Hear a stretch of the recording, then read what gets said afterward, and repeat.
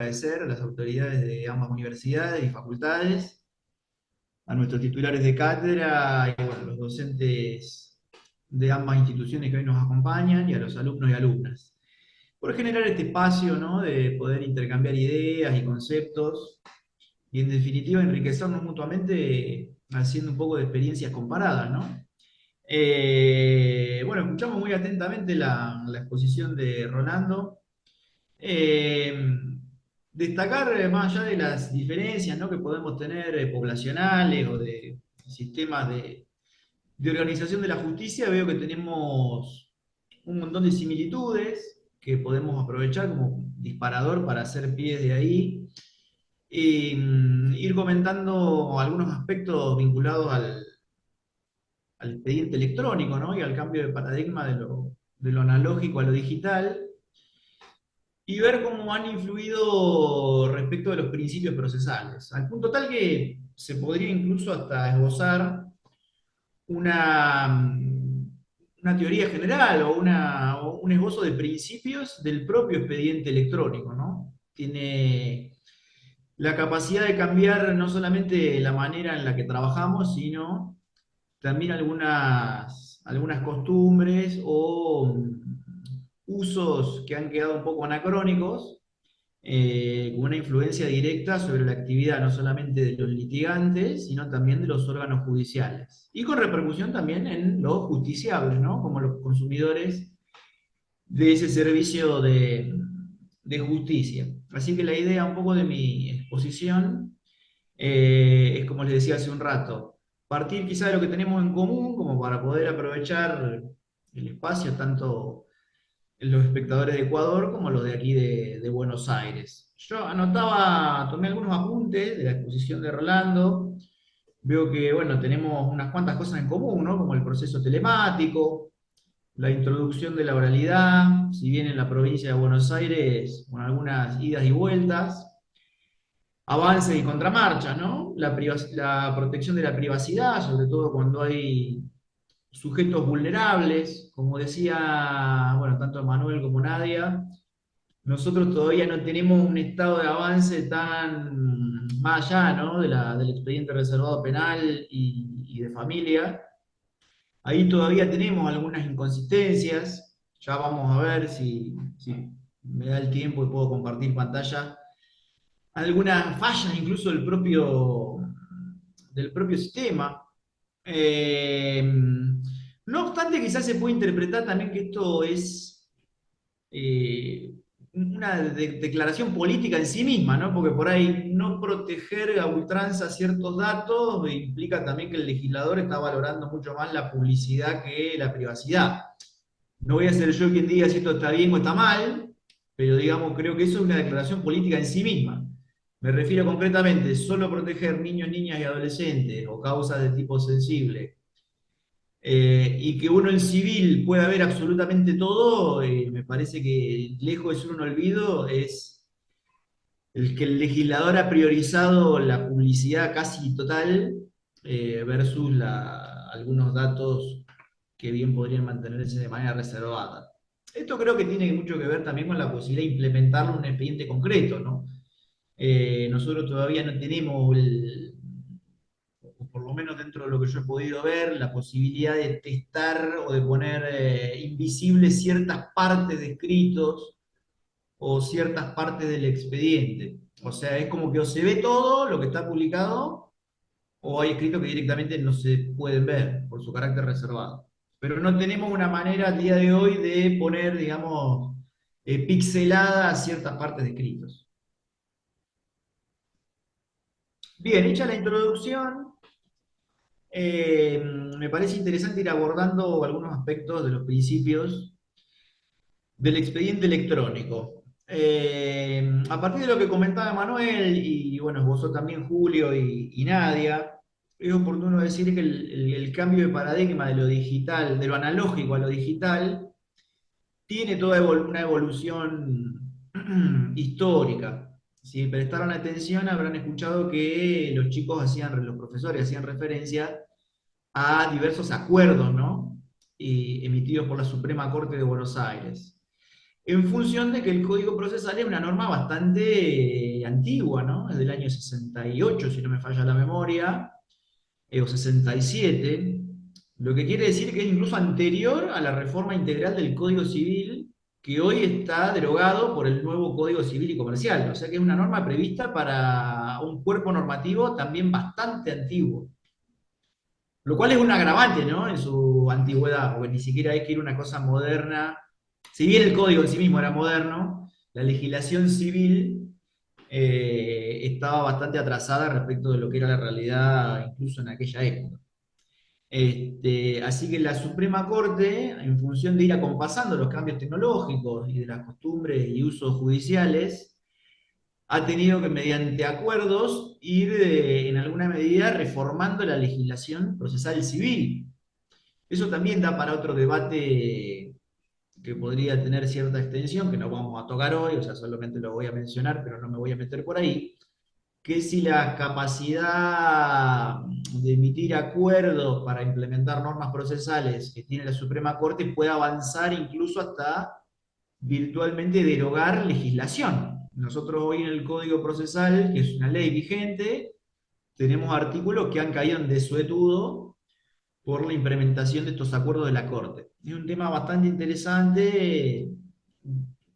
Está bueno como para hacer foco en eso en otro tipo de jornada. Hoy lo que sí les puedo comentar es que aun cuando esto es polémico, los operadores del sistema lo acatan y se desenvuelve bajo las normas reglamentarias que ha implementado la Suprema Corte. O sea, que yo tenga conocimiento, los intentos de nulidad o de inconstitucionalidad de ese tipo de legislación no han tenido mayor éxito.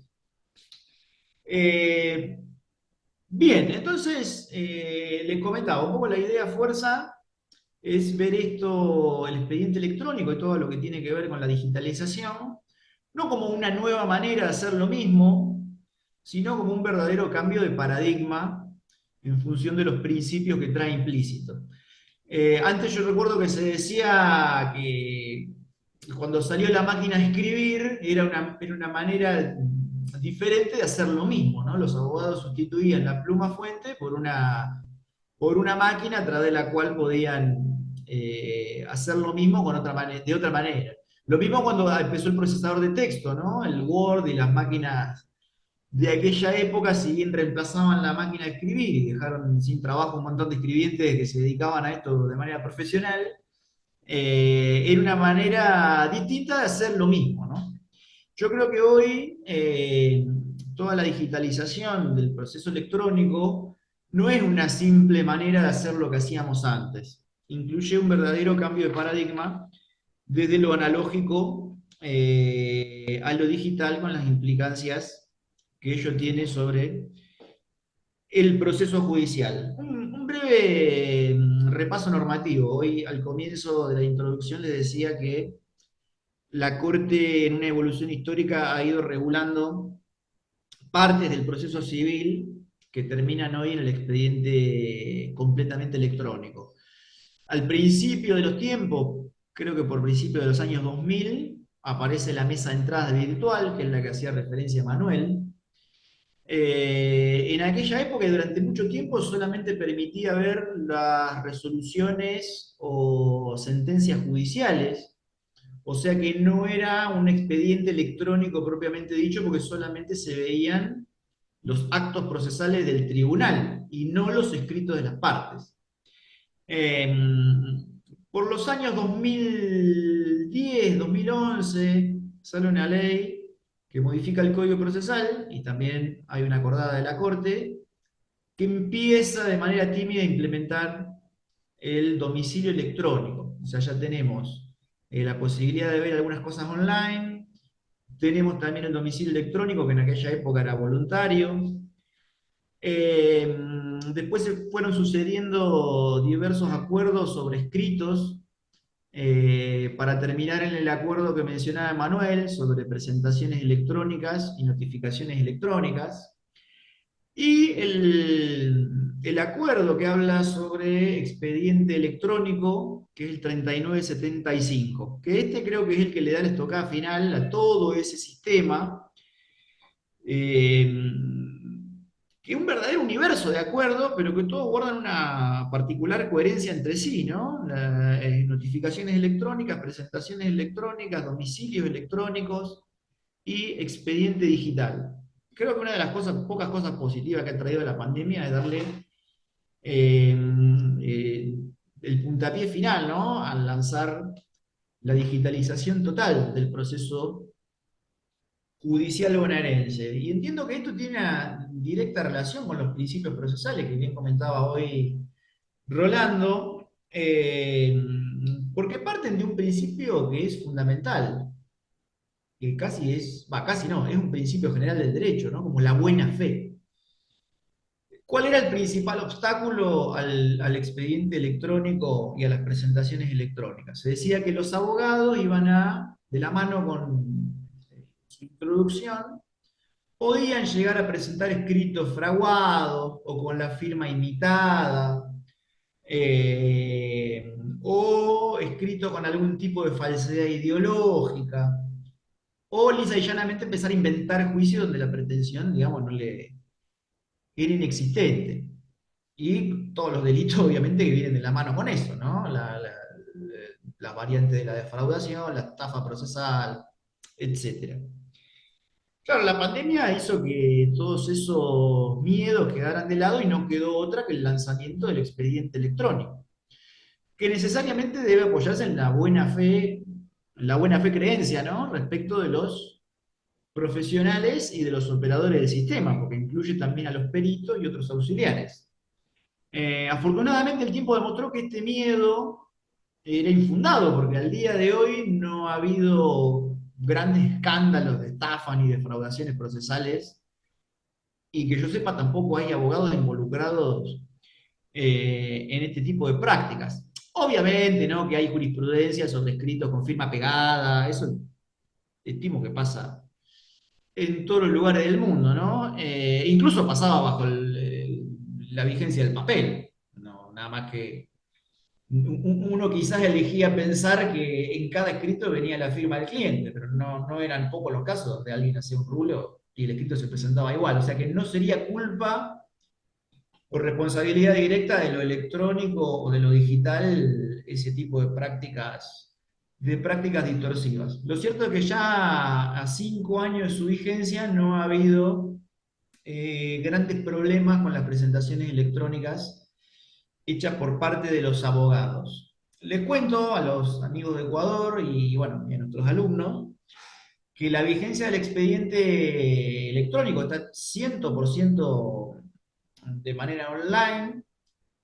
Incluso el acuerdo prohíbe a las mesas de entrada recibir presentaciones de tipo papel, o sea que la voluntad de la Suprema Corte es la de ir a fondo con la digitalización de todos los escritos. Si bien yo entiendo que todavía no está completa ese traspaso del paradigma analógico a lo digital, porque siguen conviviendo todavía los escritos de papel con las presentaciones. ¿Qué quiero decir con esto? Claro, como los clientes no todos tienen firma digital, necesariamente cuando se litiga bajo la figura del patrocinio, van a tener que refrendar con su firma hológrafa los escritos que presentan los abogados. ¿Cómo se compatibiliza esto en la vida real? Bueno, se confecciona un escrito de papel, el cliente o clienta lo firma hológrafamente. Después, ese escrito es escaneado y acompañado a una presentación electrónica realizada por el profesional, quien la firma con firma digital.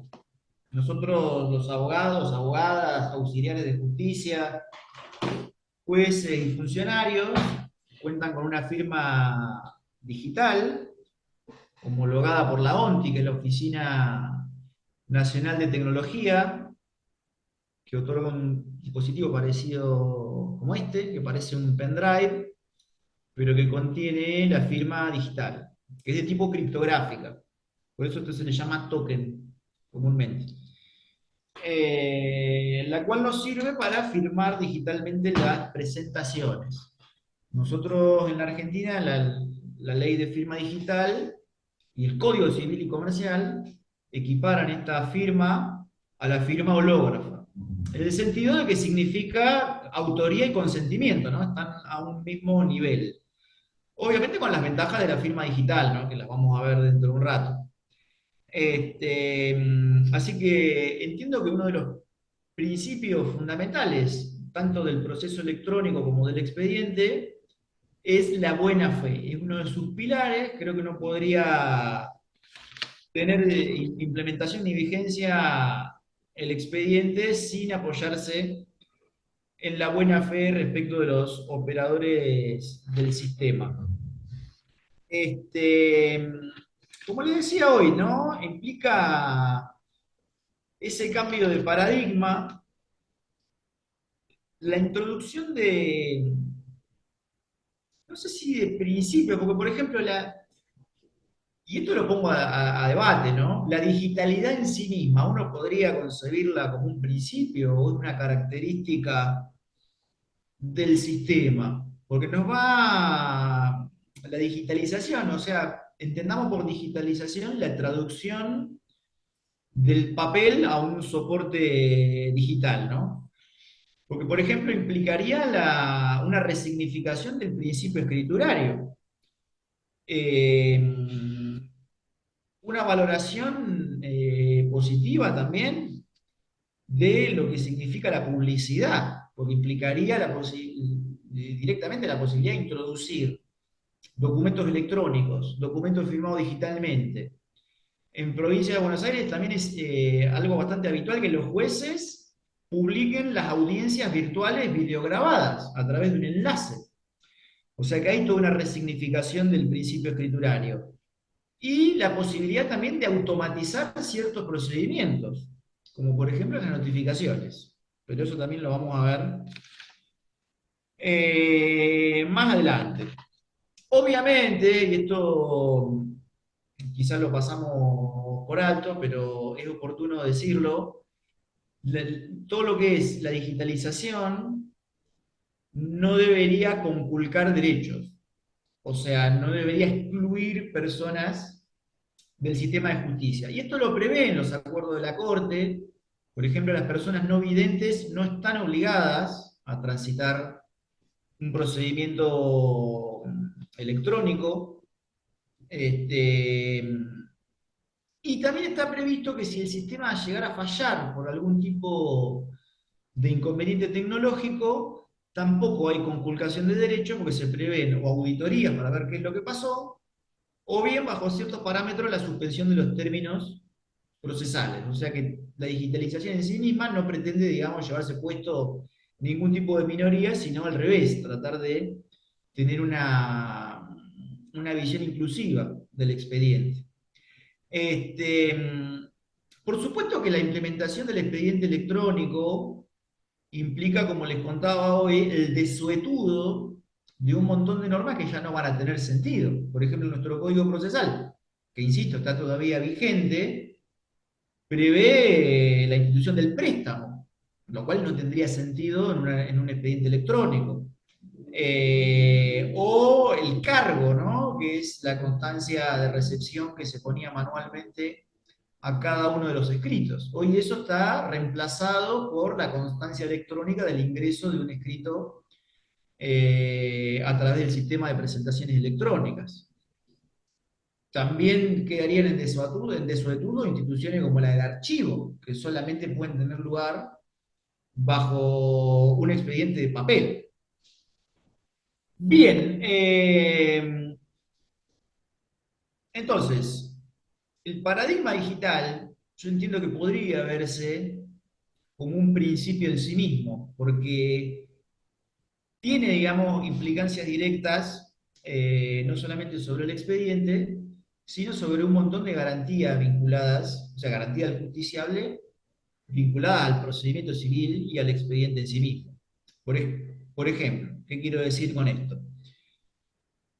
Que cada uno de las piezas procesales que integran ese expediente electrónico sean, por ejemplo, perfectamente identificables a través de un hash o que puedan rastrearse, digamos, por dejar un rastro digital. Ustedes saben que todo documento electrónico, si es manipulado, deja rastro.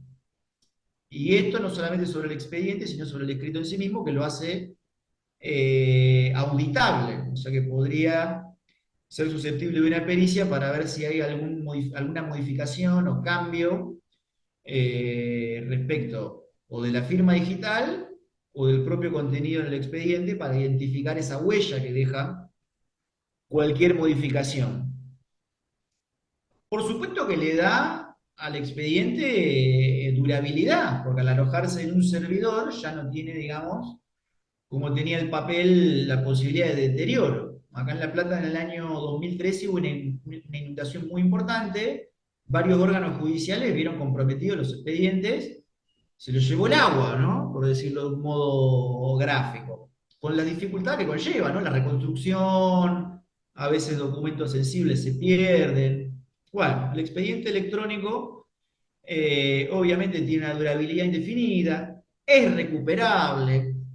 Entiendo también que hace que sea, por su soporte también, un expediente de tipo sustentable, más amigo de la naturaleza. No sé cómo será, cómo lo guardarán o cómo lo guardaban antes en el Ecuador a los expedientes de papel. Pero acá han llegado a quebrar edificios. El peso de los expedientes, en no pocos órganos judiciales, las paredes se quebraban del peso, de la cantidad de papel. Y es el día de hoy que uno todavía puede ver esos expedientes antiguos acumulándose en algún lugar de los juzgados, esperando su destrucción o archivo.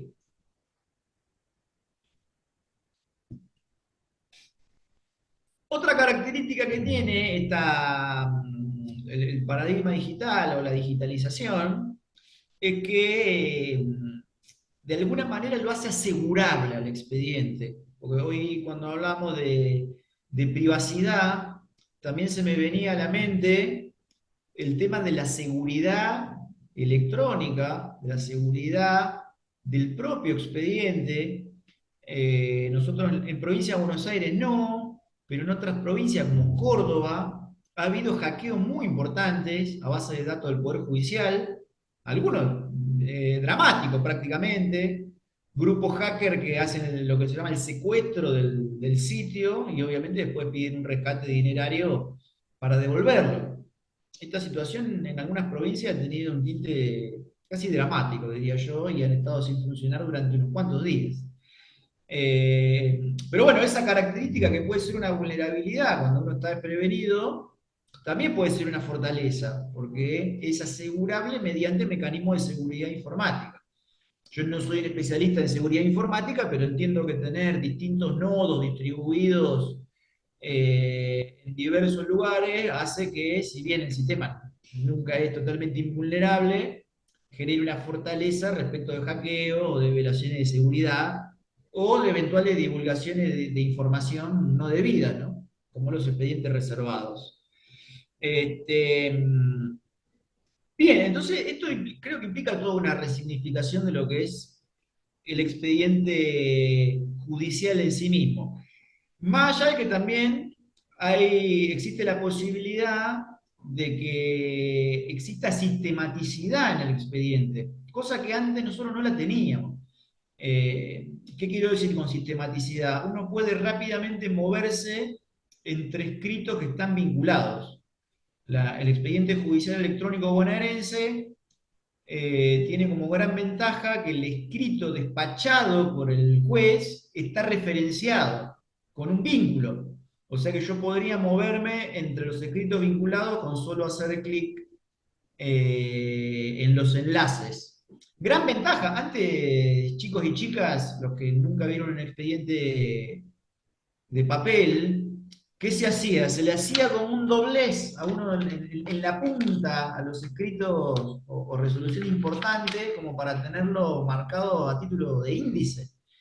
Entonces era bastante común ver un expediente grande y tenía como unas orejitas que salían para afuera y eso quería decir que había algo importante, alguna resolución interlocutoria los escritos postulatorios, etcétera. Hoy eso está totalmente sistematizado y uno puede moverse rápidamente entre todo lo que es más importante, incluso entre instancias, ¿no? Porque los expedientes que tienen intervención de la Cámara o de otro órgano judicial también tienen un vínculo para poder ir saltando de órgano en órgano. Cosa que antes estaba todo mezclado, ¿no? Bien, o sea que tenemos esa sistematicidad propia del expediente electrónico. Hoy hablamos de la oralidad y del principio escriturario. Creo que también existe una resignificación de ambos principios, porque el procedimiento civil, si bien uno habla de oralidad, en realidad tiene una cuestión de grados, ¿no? Oralidad total nunca hay y obviamente escritura total tampoco. El procedimiento bonaerense siempre ha estado con una predominancia de lo escriturario y con actos procesales que tienen lugar en forma oral. Y al permitirse la incorporación de audiencias videograbadas, creo que no solamente con presencia del juez, porque hoy cuando Nadia mencionaba el protocolo de oralidad, los jueces que decidan ir por este carril, tienen presencia del juez o de la jueza bajo pena de nulidad. O sea que creo que eso ha sido, además de algo muy positivo, se han resignificado los principios de inmediación, o sea, de que las personas, los justiciables puedan verle la cara al juez o a la jueza en una audiencia, eh, y además ha fortalecido la oralidad. Cada ciudadano o ciudadana puede tener su día en la corte.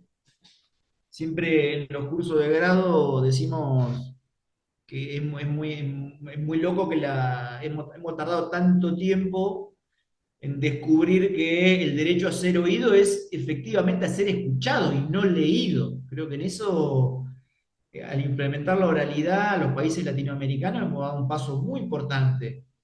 Lo que los norteamericanos tenían claro ya desde la Constitución de 1776, nosotros tardamos bastante, por lo menos en el proceso civil, ¿no? El derecho a ser oído como derecho a ser escuchado. ¿Escuchado en dónde? En una audiencia. Y no leído en algún papel por alguien, digamos, colaborador del juez. Entonces creo que esto ha servido para darle valor a los principios de inmediación y de oralidad. Y también al de la escritura, porque si nosotros nos ponemos técnicos, en realidad las audiencias videograbadas que contan el expediente son una hipersofisticación de la escritura, porque ese soporte digital no es más que un conjunto de ceros y de unos que tienen la posibilidad de ser reproducidos nuevamente a través de una interfaz que hace que nosotros veamos video y escuchemos un sonido. Entonces, ha sido también una resignificación de esos principios. Ahora, el paradigma digital también ha tenido una repercusión directa sobre otros principios que hacen a la república en sí misma, ¿no? Me refiero concretamente a la publicidad de los actos, porque el hecho de que se vean todas las resoluciones judiciales, todos los escritos de los litigantes, que se vean las audiencias, creo que esto ha sido un progreso muy significativo en términos de gobierno abierto. Tengamos presente que antes, por lo menos acá en la provincia, muchas resoluciones tampoco se veían. Yo les conté que esto tiene su origen a principios de los años 2000, pero solo para los juzgados de primera instancia. Hasta hace algunos años las resoluciones de Cámara no se veían. Entonces creo que en términos de publicidad, de gobierno abierto, también ha sido un avance significativo. No solo respecto de los órganos jurisdiccionales, sino también de la actividad de abogados y abogadas. Porque hoy por hoy, absolutamente cualquier ciudadano que se haga un perfil de la mesa de entrada virtual puede entrar y ver lo que hacemos todos. O sea, jueces y auxiliares y los profesionales. De tal suerte que uno compromete no solamente su ética profesional, sino que también la actividad de los abogados y abogadas es susceptible de escrutinio público, no solamente de sus propios clientes. Creo que eso también ha sido un avance muy significativo del expediente electrónico. Antes los profesionales, en alguna medida, litigábamos con cierta impunidad, ¿no? Porque uno presentaba un escrito, solamente lo veía el órgano judicial y eventualmente alguien que estuviera viendo en forma ocasional el expediente. Ahora lo puede ver absolutamente cualquier persona con solo tener un perfil de usuario en la mesa virtual. Y eso tiene un montón de reflejos que funcionan también como su principio, ¿no? La transparencia, el acceso irrestricto al expediente, el fortalecimiento del sistema republicano, esto del acceso irrestricto, que no me acuerdo si lo comentaron los chicos, pero por las dudas lo voy a repetir. El expediente está online las 24 horas, los 7 días de la semana y absolutamente todos los días del año. Lo cual entiendo que es un subprincipio en sí mismo, ¿no? Que es el de ubicuidad. Antes, bajo el imperio del papel, el expediente era absoluta propiedad del juzgado y uno solo podía verlo en la mesa de entradas de ese tribunal. Con todas las dificultades que conlleva eso, ¿no? Si uno tenía que examinar un expediente voluminoso, debía estar parado en una mesa de entrada, obviamente con la atenta mirada del responsable de la mesa, porque aunque ustedes chicos y chicas no lo puedan creer, y profesores también, había gente que se robaba los expedientes o que le arrancaba parte. Entonces, claro, uno tenía la atenta mirada del jefe de mesa controlando que uno no cometiera ninguno de estos atropellos.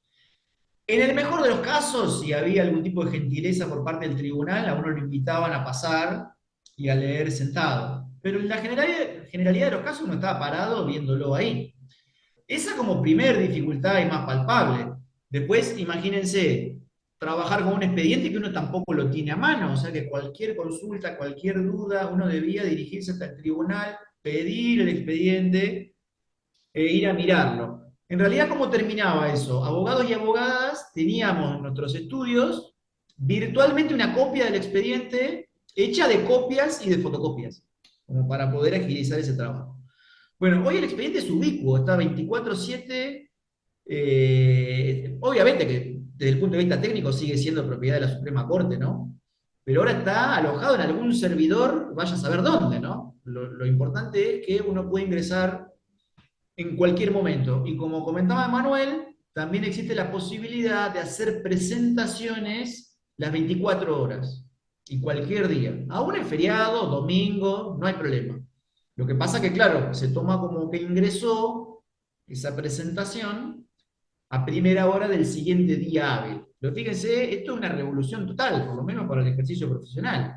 La posibilidad de presentar escritos en cualquier momento.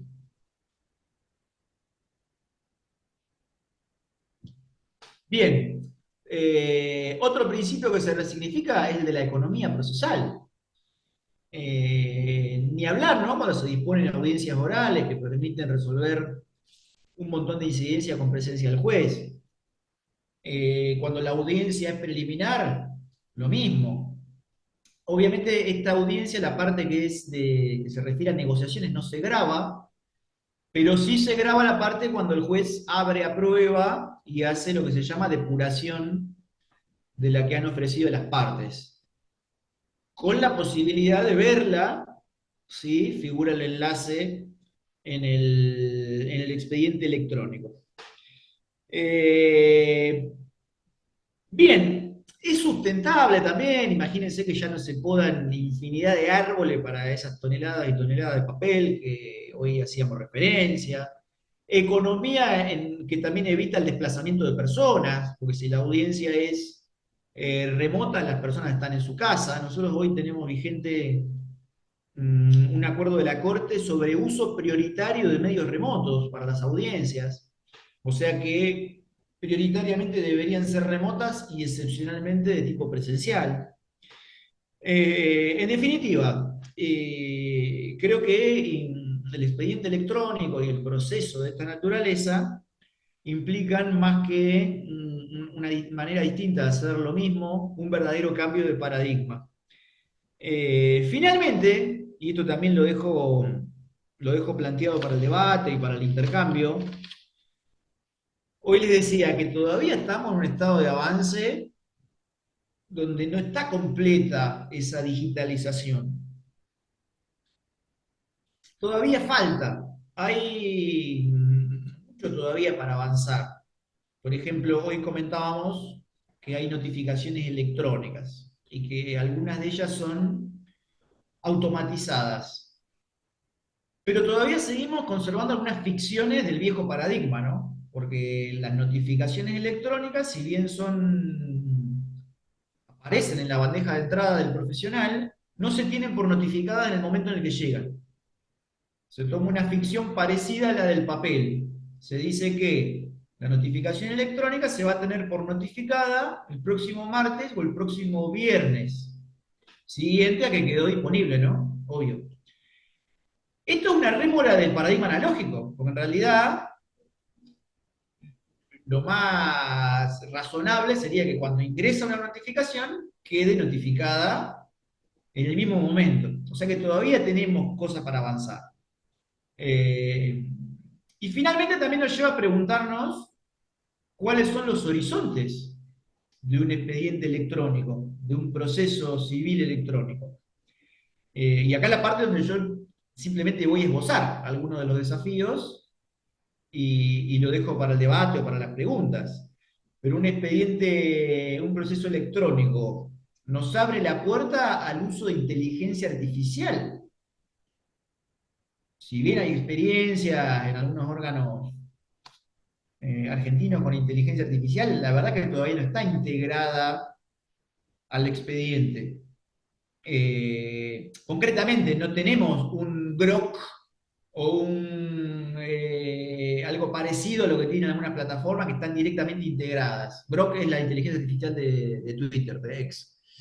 De tal suerte que yo en la misma plataforma no la tengo integrada ni le puedo hacer preguntas del tipo, no sé, ¿está notificado tal despacho? O sea, no hay, eso todavía no está ni cerca de que podamos tener algo así. Entonces, uno de los horizontes posibles sería la integración de inteligencia artificial con el propio expediente, que puede servir, qué sé yo, para hacer consultas del expediente en sí mismo, para el procesamiento de información, para ayudar a los magistrados a construir borradores o proyectos de sentencias.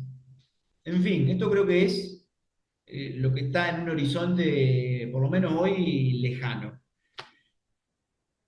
Lo mismo las respuestas automatizadas. Nosotros tenemos muchos procesos que son bastante repetitivos. Hoy lo único que tenemos automatizado son las notificaciones, pero podría haber despachos o resoluciones totalmente automatizadas. Y si nosotros conjugamos la inteligencia artificial con la respuesta automatizada, creo que eso ya sería algo, un avance increíble para el expediente electrónico.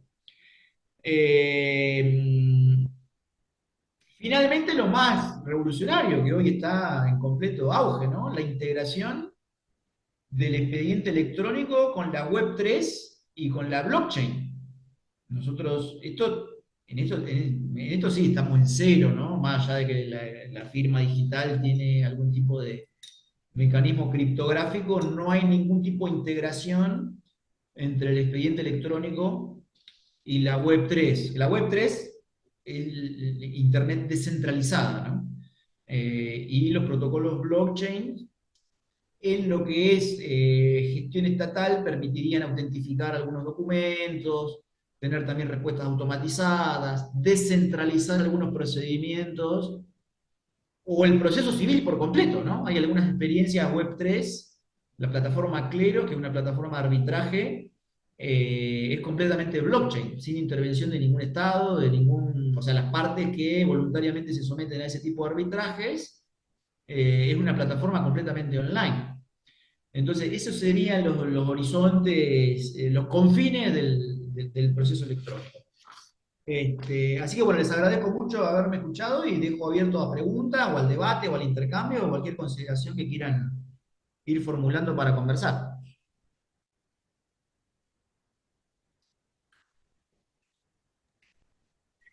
Bueno, Guillermo, primero por felicitar la exposición, claro, los puntos abordados y me llamó la atención mucho que se coincide en situaciones, creo, tal vez que ponen una tinta en el sentido de que anteriormente, cuando teníamos ese acceso directamente a los juzgados, se encontraba uno con los procesos mutilados, se encontraba con situaciones no adversas y que dilataban de una o de otra manera el proceso y tal vez el pleno desarrollo del proceso, ¿no?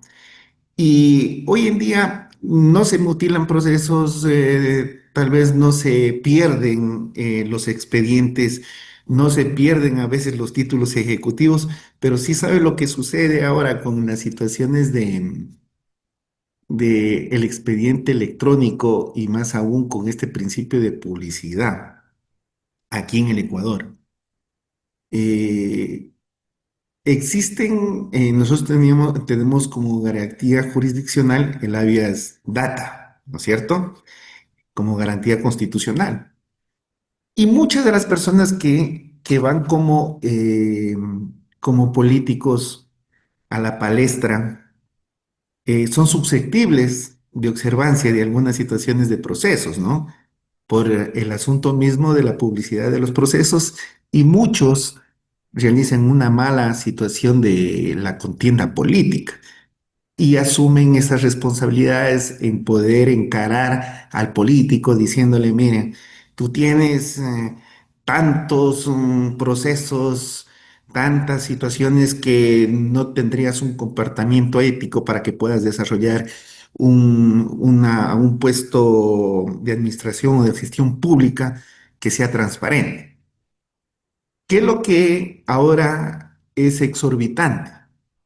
Que muchas de esas personas que se van a candidatizar para un puesto de elección popular piden que se les pueda bajar del sistema a través de una acción que se llama Vías Data, una garantía jurisdiccional.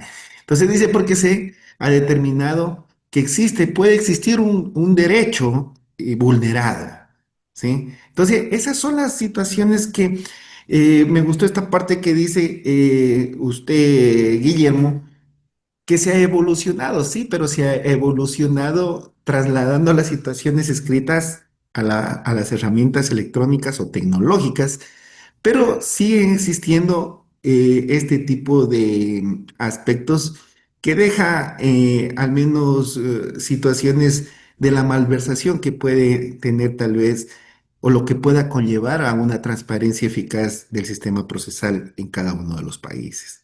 Simple y llanamente esa era mi apreciación y nuevamente ratifico mi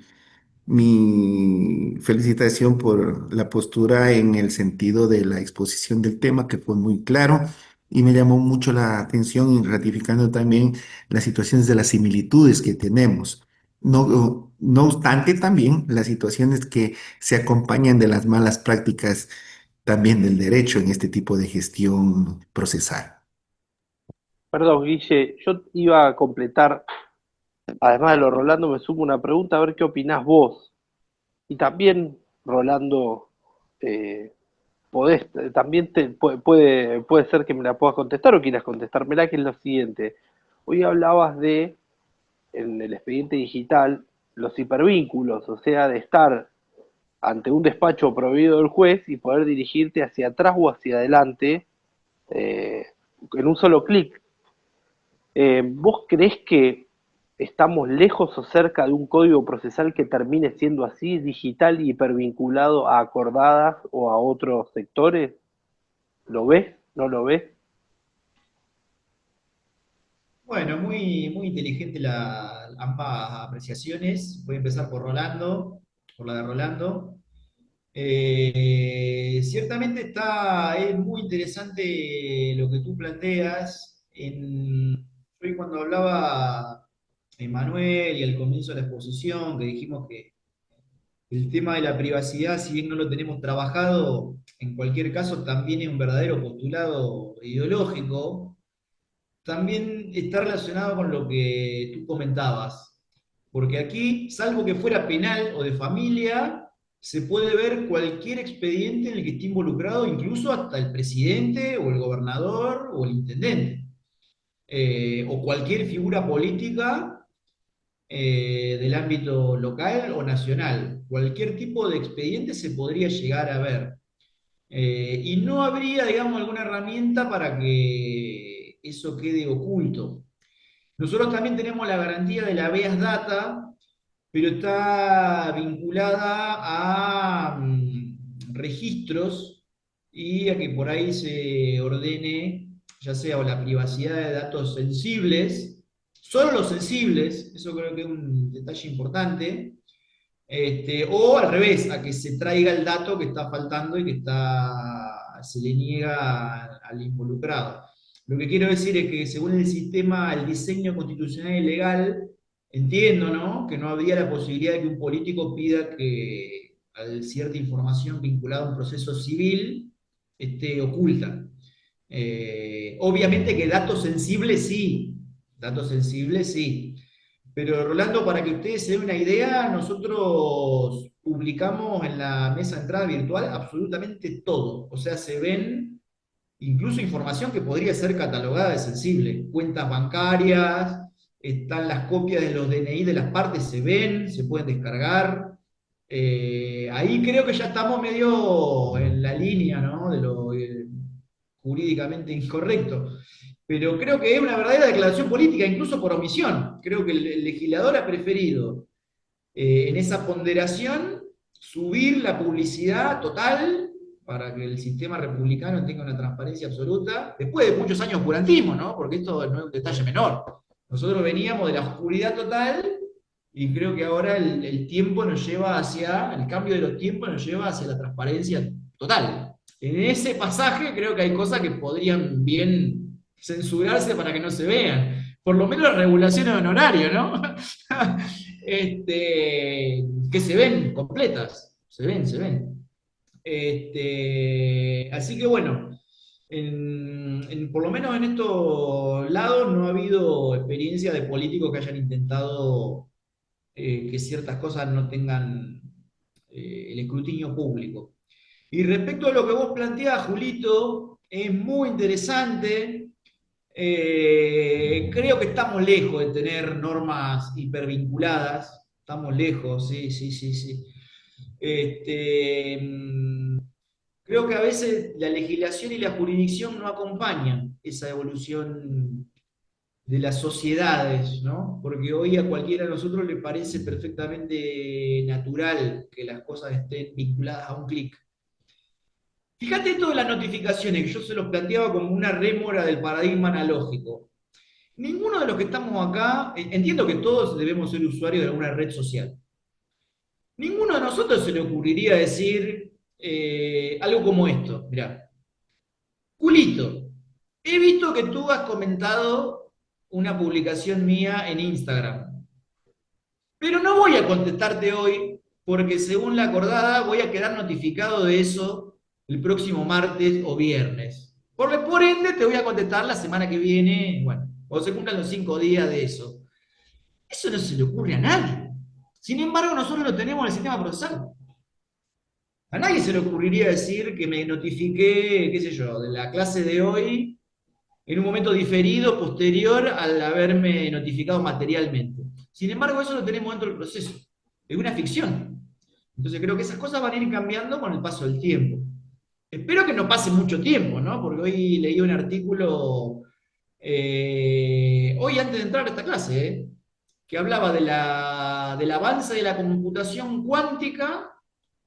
Incluso el Google le había puesto una fecha como de acá a 5 años que iban a lanzar no sé qué tecnología que ponía en crisis el sistema cripto. Entonces, yo espero que la Web3 no se integre con el expediente judicial un día después de la computación cuántica, porque también o sea, vamos a tener el quiebre de la seguridad de los mecanismos judiciales. O sea, tengo esperanza de que sea lento, pero no tanto. Ojalá podamos ver ese tipo de normas, ¿no? Hipervinculadas. Lo máximo que tenemos hoy, también para los chicos que nos escuchan, o los profesores de Ecuador, es que Infoleg, que es el sistema que publica las leyes, a veces tiene vínculos con otras normas, pero nunca dentro de la misma norma. Eso no lo he visto. Ojalá se pueda.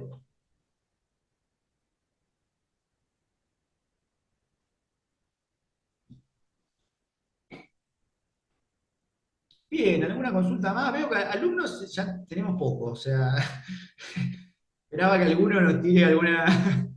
Pero bueno, nos han ido abandonando. En rigor de verdad, hoy esta semana tienen mesa de examen, por eso algunos se han ido desconectando. Perdón, solo yo quería hacer una acotación. Bueno, ya que están tratando justamente esta situación de lo que fue el sistema escritural, y justamente hablaba Guillermo de la situación, cómo los tenían a los procesos. Bueno, ocurre que este sistema escritural, bueno, que es mixto básicamente, ¿no? En el que estábamos, nos obligaba a tener los juicios obviamente en físico, con el deterioro que eso acarrea, se invirtió mucho, la verdad, ¿en qué les digo? Por ejemplo, en hacer de cada proceso, ponerles carpetas nuevas, las portadas nuevas, tratar de que todos los procesos ahora vayan en caja y ya no directamente en unas perchas, digámoslo así, en cajas. Pero ocurrió que al año, por ahí, o si no es antes, otra vez estaban deteriorados los procesos, ¿sí? Entonces, obviamente ya se pensaba con esta situación del expediente electrónico y que, bueno, tratar de alguna manera que no se pueda ya llegar a eso, hacer inversiones tan grandes, porque de todas maneras, esos procesos antiguos teníamos que recuperarlos de alguna manera. Bueno, ahora todo acá, como dijo el doctor Rolando, ya es básicamente digitalizado. Los escritos de las partes, cuando ingresan, son escaneados y yo automáticamente lo puedo ver desde mi oficina y ver qué es lo que están pidiendo. Ahora, aquí sí hay una situación y viene también esta cuestión de sopesar. Bueno, la publicidad o la intimidad. ¿Por qué? Porque también hubo una afectación en cuanto al trabajo. Muchos decían, bueno, aquí en el Ecuador, en todas las materias es público prácticamente, incluso materia penal y familia, salvo cuestiones ya inherentes a cuestiones de violencia con menores, ¿ya? Pero todo es público. Entonces aquí vino la situación de que muchas personas iban a solicitar trabajo. La persona obviamente encargada de la contratación veía justamente en la plataforma que se denomina Salle y veía alguna situación. Ah, este señor está con alguna denuncia por robo.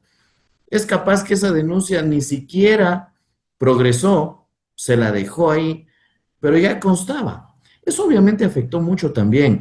Sí, es verdad, no tenemos una figura directamente que diga como el derecho al olvido, pero sí tenemos justamente lo que decía el doctor Rolando, el habeas data, porque sí, eso puede traer dos consecuencias. Gente que, por ejemplo, esté participando en esas contiendas políticas que pretende que se oculte esta situación, ¿no? Pero por otro lado también la parte laboral, ¿sí? Que algunos, por ejemplo, ya no vayámonos al campo penal, pero tal vez algunos tenían cuestiones, por ejemplo, de deudas.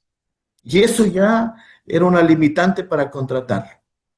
Entonces, esas son las situaciones que acarrea, obviamente, el tener estas plataformas. Ahora, ahí, como lo decía, se ha sopesado dentro de lo que es justamente la publicidad, esos principios, o también el derecho a la intimidad. Pero bueno, ha habido incluso criterios de parte de las Cortes, Corte Constitucional y todo, pero bueno, a la final se ha llegado básicamente a la conclusión de que creo que pesa más el derecho a la publicidad, el derecho a saber cómo están operando justamente los jueces, qué está ocurriendo en un proceso, y nos da la oportunidad de plantear habeas data en el caso ya de que nosotros necesitemos que se oculten esos datos. Solo esa parte nomás quería, estimado Guillermo, acotar. No, Paul, muy interesante lo que planteás, porque nosotros hemos vivido tanto tiempo en un régimen de hipernormatividad y de hiperregulación que esas vicisitudes creo que ni se nos habían ocurrido. Te cuento, Paul, que aquí en Argentina el Banco Central de la República publica de manera totalmente libre acceso y con solo ingresar el DNI el informe del estado crediticio de una persona. O sea, fíjese que ni siquiera hay que andar por el Poder Judicial viendo a ver si alguien tiene algún juicio por deudas. El nivel de control estatal sobre la actividad de los particulares hace que uno simplemente ingresando a la página del Banco Central de la República Argentina y escribiendo el DNI de una persona ya salta la información crediticia, incluso hasta con calificación, de forma totalmente libre. Eh, y después hay otro uso también muy establecido en los términos de la contratación laboral, que es la de que uno cuando va a postularse a un trabajo directamente es un requisito llevar el informe emitido por el registro de antecedentes penales. O sea que uno queda, digamos, totalmente expuesto y ya sin necesidad de que el empleador lo salga a buscar a uno. O sea, uno va con el registro y ahí figura si uno tiene causas penales en proceso, o fenecida, o algún tipo de condena. Es tremendo. Está bien que eso se toma, digamos, la defensa de ese requisito, es ver justamente si alguien está perseguido por la comisión de algún delito o está imputado, procesado con algo vinculado a lo que en el futuro va a realizar. Por ejemplo, en la contratación pública ese requisito se justifica en que si vos justamente tenés algún tipo de pena que implique la restricción para ejercer cargos públicos, no te pueden contratar. Pero digamos, bajo ese manto, la verdad es que hay un sesgo bastante discriminatorio respecto a las personas que tienen o algún tipo de deuda con el sistema crediticio, o que engloba todo, porque el perfil que te saca el Banco Central engloba desde deberle a la tarjeta de crédito como a un servicio público o no público, o a cualquier tipo de institución financiera, aunque no esté en juicio. Eso creo que es lo más grave, porque las entidades financieras informan si vos no pagás. Pero puede ser que haya errores o que vos pagaste después, pero todavía seguís informado. Para eso se usa bastante también aquí el habeas data, para que te limpien de ese registro. Pero como todo en Latinoamérica tarda y tiene errores. O sea que, en resumen, a los empleadores aquí les es hasta todavía mucho más fácil, porque es el mismo trabajador el que tiene que ir con el informe del registro de antecedentes penales y eventualmente con el informe crediticio. Yo sé que eso puede sonar a una locura, pero acá el Banco Central de la República controla, por lo menos hasta ahora, porque el gobierno actual dijo que lo iba a dejar de controlar, pero por lo menos hasta hoy se controla hasta una transferencia mínima bancaria. Entonces con eso vos tenés todo el perfil ya trazado y se publica libremente.